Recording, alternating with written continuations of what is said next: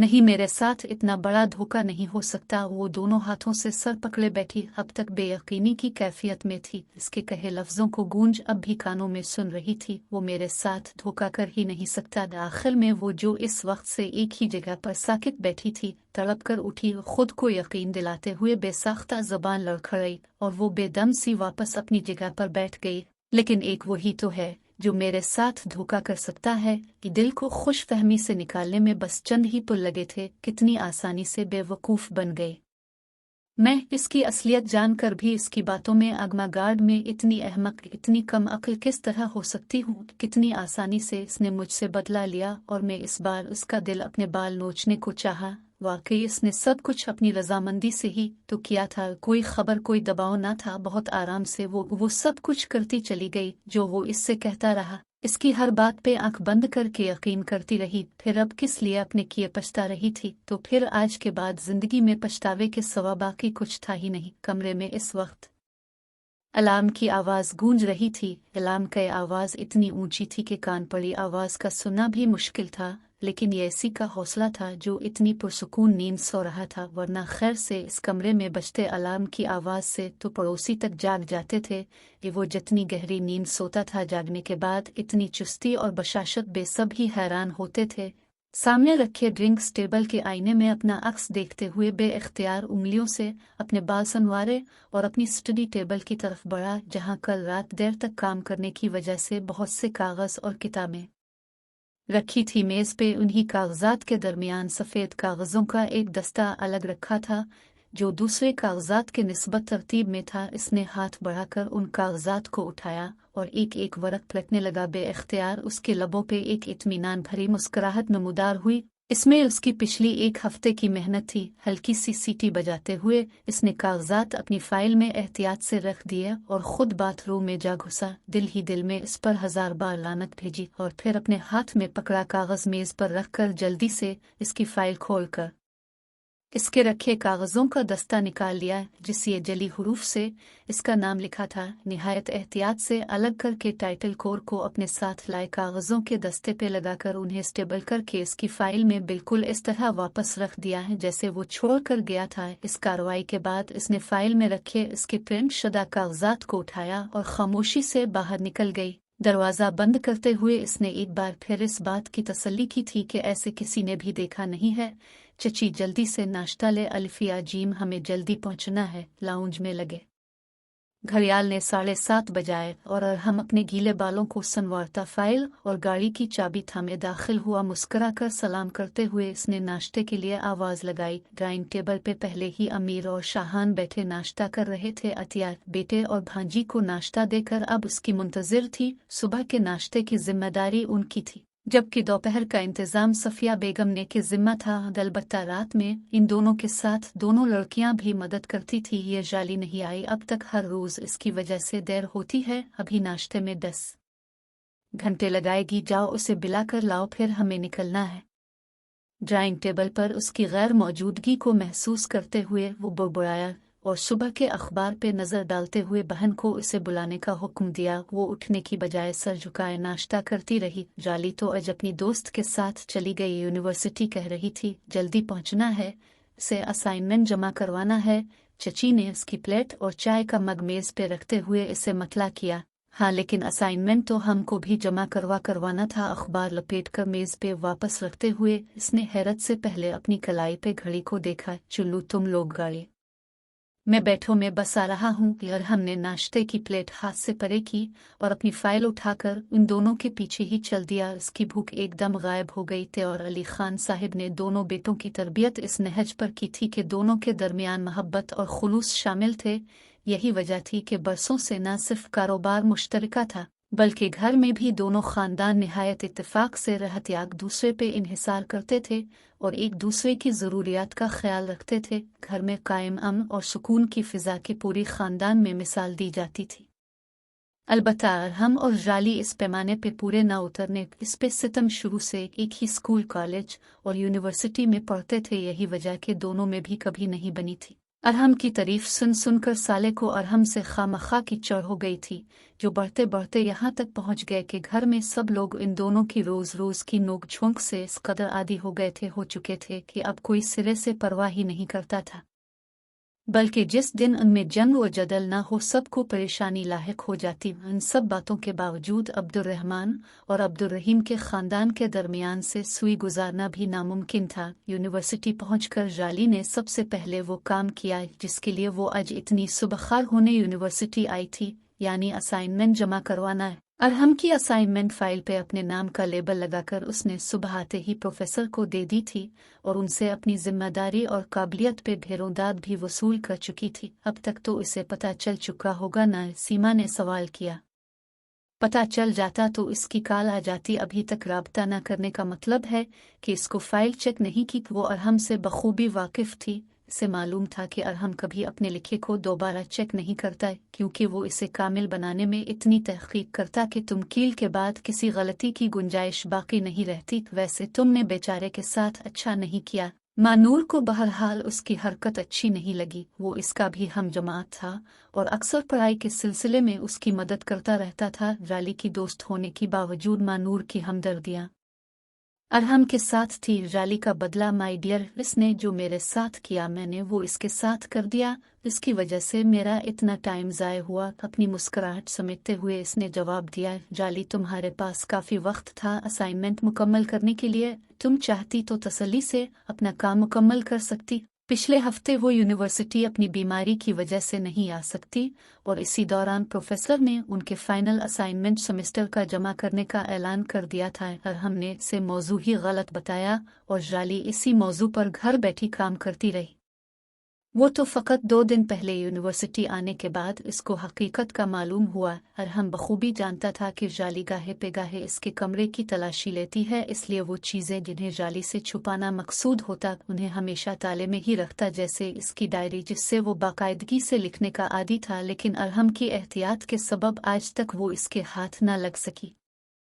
अरहम के तो वहम व गुमान में न था कि इसके साथ ये होने वाला है, इसलिए जब प्रोफेसर ने इसे क्लास से पहले ऑफिस में आने को कहा तो वो एहसास तफाखुर से उनके पास पहुंचा। वो उनका लायक तालिब इल्म था। इसे यकीन था कि इंटर्नशिप वगैरह में मदद के लिए या फिर किसी अहम मशवरे के लिए दफ्तर में बुलाया होगा। लेकिन वहां पहुंचते ही जो बम इसके सर पर फटा उसकी गूंज इतनी तबाकुन थी कि वो सुन बैठा का बैठा रह गया। लेकिन सर मार्कशीट्स पर अपने नाम के साथ बड़ा सा 0 देखकर इसका दिल दहुल गया। तुम मेरे इंतहाई लायक स्टूडेंट हो, मेहनती हो। तुम्हारा रिजल्ट मैंने क्लास में अनाउंस नहीं कोलकन सीरियसली तुमने मुझे बहुत मायूस किया है। सर मैं कसम खाकर कहता हूँ मैंने असाइनमेंट को कॉपी नहीं किया। बहरहाल वो सच्चा था, इसलिए 2 टोक इस इल्ज़ाम को कबूल करने से इनकारी रहा। अब क्या कहोगे कि तुमने असाइनमेंट कॉपी नहीं की? लेकिन सर ये मेरी फाइल नहीं है।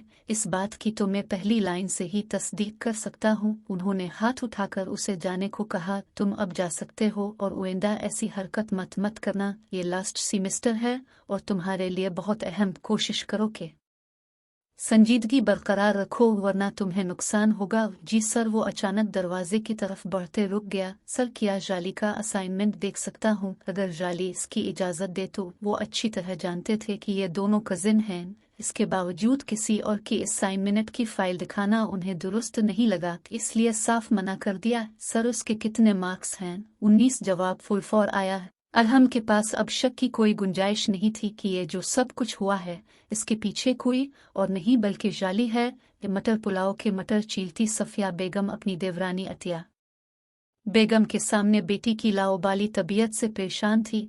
इसी वक्त में सफिया बेगम के बड़े भाई का अमेरिका से फ़ोन आ गया, जो कि अपने बच्चों की नाअहली का रोना रो रहे थे। आखिर कमाल को एक तरकीब सूझी कि क्यों न अपनी बहन के उगे रिश्ता डाल दिया जाए।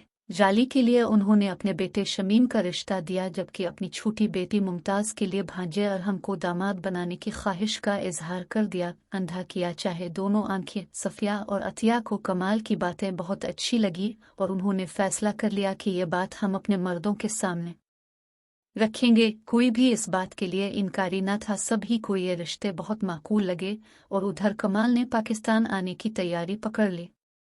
घर में अचानक खुशी और हंगामा सर उठाने लगा। अरहम के कमरे में जाली दौड़ी चली आई कि शमीम भला कैसे किसी मर्द का नाम हो सकता है तुम्हें नाम से किया है। वो तो खुद अपना सर घुटनों में दिए परेशान बैठा था, क्योंकि कल से इसे माँ ने शेरवानी सिलवाने का हुक्म दे दिया था। जाली ने उसे मशवरा दिया कि क्या मसला है, तुम रेडीमेड खरीद लो। इसका दिल चाहा कि अपना सर फाड़ ले, किस तरह इसे मेरी किसी दिल की बात का कोई असर ही नहीं। इसीलिए उसे कहने लगा कि तुम फौरन यहाँ से चली जाओ। उधर हमने शमीम को फ़ोन किया और कहा कि यार शादियां नहीं हो सकती। शमीम ने मशकूक निगाहों से अपने स्मार्टफोन को देखा। तुम अच्छी तरह जानते हो, तो फिर मेरे साथ ये जुल्म मत करो। मैं ये शादी हरगिज नहीं कर सकता। मेरे सोचने समझने की तमाम सलाहियत बिल्कुल सल्ब हो चुकी है।